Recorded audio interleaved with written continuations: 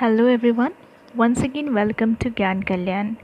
Today I am going to discuss a poem for the students of Alternative English class 12. The name of the poem is Sita, which was written by Toru Dutt. So before going to the poem, let me give a very brief introduction or say background of the poet Toru Dutt. So Toru Dutt was born to Govind Chandra Dutt, who was an established Bengali poet who wrote in English and French.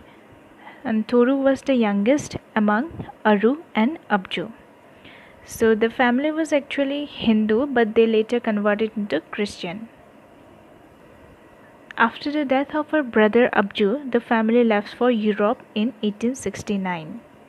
The family again returns to Calcutta, where her sister Aru dies. And after the death of both Aru and Abju, Toru was very shattered and she remembers them in her writings. So Toru Dutt had a very unique talent of story writing, and her deep love for nature also reflects in most of her works. In this poem, Toru narrates the story of Sita from Indian mythology, who was abandoned by her husband and takes shelter in Valmiki's hermitage. Let's start the poem now. Three happy children in a darkened room. What do they gaze on with wide open eyes? So as soon as we read the very first line of the poem, an image of three happy children in a dark room evokes in our mind.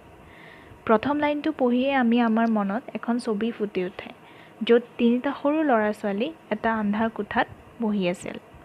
Then the poet questions যে তাহাঁতি চকুকেইটা ডাঙৰ ডাঙৰকৈ মেলি কি চাই আছে. Gauge মানে ষ্টেয়াৰ কৰা বা অসমীয়াত ক'বলৈ গ'লে একেথিৰে চাই থকা. The poet thinks যে কি ইমান শুনি আছে চিলড্ৰেন কেইটাই with opening their eyes wide. চকুকেইটা ডাঙৰ ডাঙৰকৈ মেলি কিনো শুনি আছে এনেকৈ কুৱেশ্যন কৰে. A dense forest where no sunbeam prays, and in its center a cleared spot. There bloom gigantic flowers on creepers that embrace tall trees. Then the poet again uplifts an image of dense forest where even sunlight cannot enter. ইমানেই ঘন হাবি যে ৰ'দৰ পোহৰো সোমাব নোৱাৰে. Dance ৱৰ্ডটো দুবাৰ use কৰি এইটোৱে পয়েটে বুজাব বিচাৰিছে যে ফৰেষ্টখন বহুত বেছিয়ে ঘন আছিল. Again, right at the center, মানে একদম মাজত এডোখৰ অলপ ক্লিয়াৰ জেগাত wild flowers-বোৰ ফুলি আছিল আৰু ডাঙৰ ডাঙৰ গছবোৰৰ লতাবোৰে আৱৰি ধৰি আছিল আৰু সেই লতাবোৰতে ধুনীয়া ধুনীয়া ফুল ফুলি আছিল. There, in a quite lucid lake, the white swans glide. There, wearing from the break. আৰু হাবিখনৰ মাজত আছিল এখন হ্ৰদ. আৰু সেই হ্ৰদখন আছিল বহুত ক্ৰিষ্টেল ক্লিয়াৰ, মানে বহুত চফা আৰু শান্ত. আৰু সেই লেকখনত বা হ্ৰদখনত বগা বগা ৰাজহাঁহবোৰে লাহে লাহে মুভ কৰি আছিল. গ্লাইড মানে to move softly or smoothly. Veering from the break মানে সোৱান্সবোৰে লাহে লাহে মাত উলিয়াই আছিল. যেতিয়া তাহাঁতি ইণ্টাৰভেলত মানে ৰৈ আছিল অকণমান সময়, সেই তেতিয়াই হাঁহবোৰে কিবা মাত এটা উলিয়াইছিল. The peacock springs there, herds of wild deer race. There, patches gleam with yellow waving grain. Yet peacock springs মানে এইটো বুজাইছে ফূৰ্তিত মানে ময়ূৰ চৰাইকেইজনীয়ে ইফালৰ পৰা সিফালে জঁপিয়াই ফুৰিছিল. তাৰপিছত আকৌ কৈছে এজাক বনৰীয়া হৰিণাই ৰেচ খেলি আছিল. তাৰপিছত কৈছে there patches gleam with yellow waving grain. Patches মানে an area or plot of land য'ত শস্যবোৰ হালধীয়া ৰং এটা হৈ জিলিকি আছিল. আৰু এই সকলোবোৰ পৰিৱেশে গোটেই হাবিখন পিচফুল আৰু ধুনীয়া কৰি তুলিছিল. There dwells in peace the poet anchorite. But who is this fair lady? Not in vain she weeps, for lo, at every tear she sheds, tear from 3 pairs of young eyes fall amain. তাৰপিছত কি কৈছে blue smoke from strange altars rises light মানে নীলা বৰ্ণৰ ধোঁৱা ওলাই আছিল from a strange altar rises light altar মানে পূজা বা প্ৰাৰ্থনা কৰা জেগা আৰু হেনেকুৱা জেগা এটাৰ পৰা নীলা বৰ্ণৰ ধোঁৱা ওলাই আছিল আৰু তাত কোন থাকে বুলি কৈছে there dwells in peace the poet anchorite so dwells mane to live and anchorite mane one who lives in isolation or seclusion especially for religious reasons tarpisot but who is this fair lady so after the description of the beautiful forest the poem shifts to another part where the poet questions the identity of a fair lady okay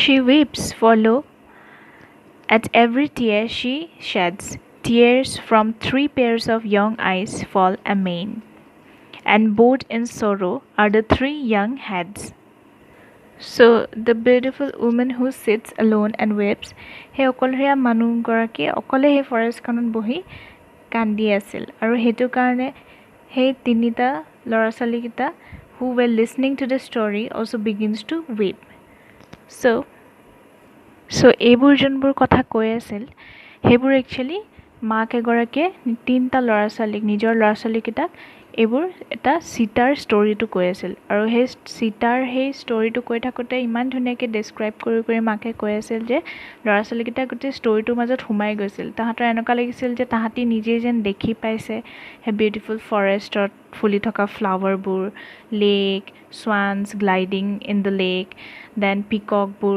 dekhi paisil jen tarpisot jetia maake koi je fair lady joni kotha koi মানে হি সিটাৰ কথা কয় fair lady so শি weeps তাৰমানে যেতিয়া কয় হে কান্দিছে বুলি তেতিয়া মাকে মন কৰে যে হে তিনটা তেওঁৰ লৰাছলি কিটা কান্দে হেতু কথা শুনি পালে